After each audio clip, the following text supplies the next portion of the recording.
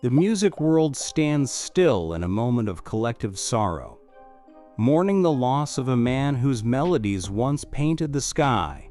Brian Wilson, the heart and soul of the Beach Boys, has passed away, and with him, a chapter in the story of modern music closes, not with silence, but with the echo of harmony, invention, and soul.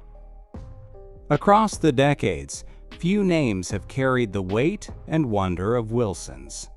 A composer of genius, a producer of revolutionary technique, and a singer whose vulnerability broke through the noise of his time.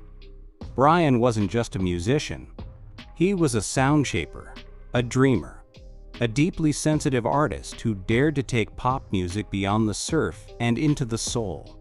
As tributes pour in from all corners of the globe, from artists, fans, critics, and creators, one tribute has stirred particular emotion, a voice that knew him, a voice that understood him, a voice from across the Atlantic who once ran parallel to Wilson on the greatest musical journey of the 20th century, Sir Paul McCartney. In a heartfelt and deeply personal statement, Paul McCartney honored Brian not only as a genius, but as a kindred spirit. "I was heartbroken to hear of Brian's passing," McCartney wrote. "He was one of the most innovative and emotional songwriters of all time. His music touched me and inspired me in ways I could never forget. Their connection ran deeper than headlines or history books might suggest."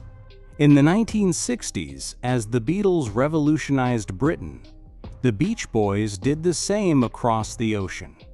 And quietly, between records, a beautiful rivalry was born. Not out of ego, but out of admiration. Paul has often said that Pet Sounds, Wilson's masterpiece, changed the way he viewed music. "It blew me away," McCartney recalled. "It was that album that pushed me to go deeper. It made me want to do better." That mutual respect would eventually lead to meetings, collaborations, and a lifetime of artistic admiration. McCartney once called Brian the only person who ever rivaled the Beatles in musical ambition, and that sense of deep, almost sacred respect came through in every line of his tribute. "He had a beautiful soul," Paul wrote. "You could hear it in his voice, you could feel it in his chords. There was something almost fragile about his music, and that fragility made it timeless. But Wilson's genius came at a price." A lifelong struggle with mental health shaped much of his life, forcing him into periods of reclusion and silence. Yet he always returned, with honesty, with grace, and most of all with music. From Good Vibrations to God Only Knows, Wilson didn't just write songs, he crafted emotional worlds. And for Paul McCartney, like so many others, those songs became soundtracks to life, love, heartbreak, and healing. Now, as the world says goodbye, Brian's family has released details for a private funeral service. It will be held in a quiet coastal chapel, fitting for a man whose music was born of waves and wind and wistful dreams. Attended only by family, close friends, and a few musical collaborators, it will be a farewell steeped in reverence and peace, a celebration not of fame, but of spirit. A larger public memorial may follow in the weeks ahead, where fans from around the world can come together to honor the man who made them feel something they couldn't always explain. For now, though, it is the music that carries him home. As Paul McCartney so beautifully put it, "There'll never be another Brian Wilson, but we were lucky. Lucky to have heard his heart while it was still beating. And luckier still that it will keep beating through the music." Music swells.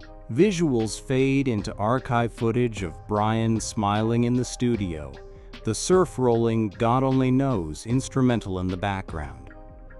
Narrator concludes, "He gave the world harmony, not just in sound, but in spirit.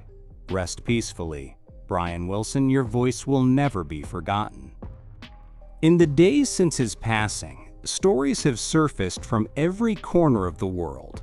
From lifelong fans, music historians, and fellow songwriters, all sharing how Brian Wilson's music became a guiding light in their lives. A father recalls playing "Wouldn't It Be Nice" on the way to the hospital the day his daughter was born. A teenager describes how "In My Room" helped him through isolation and anxiety during long, silent nights. A producer from Tokyo, a folk singer in Brazil, a jazz pianist in Cape Town, all connected by one man's melodies.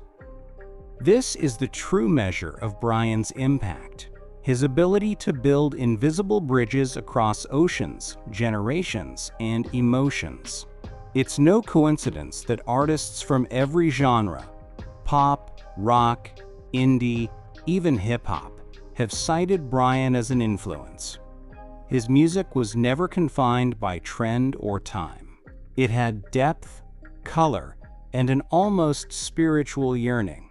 And behind it all was a man who heard things others didn't, not just musically, but emotionally. He captured what it meant to be young and uncertain, to be hopeful and afraid, to long for something just out of reach. That's why Paul McCartney, even decades later, still spoke of Brian with the awe of a young musician discovering magic for the first time. For Paul and for many of his peers, Brian wasn't just a musical equal. He was a reminder that vulnerability could be strength and that honesty in art was more powerful than perfection. Brian dared to reveal his wounds to the world, and somehow, by doing so, he healed others. His struggles with mental health, once whispered about in the shadows, are now seen in a new light as part of his courage, not his weakness. He faced the darkness again and again and answered it with music.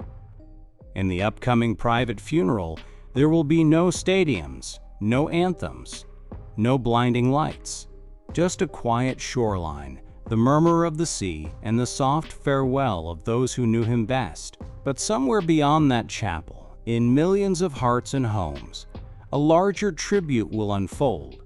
People will play the old records, they'll sing along, they'll remember where they were when they first heard that voice, that falsetto that seemed to come from somewhere between heaven and heartbreak.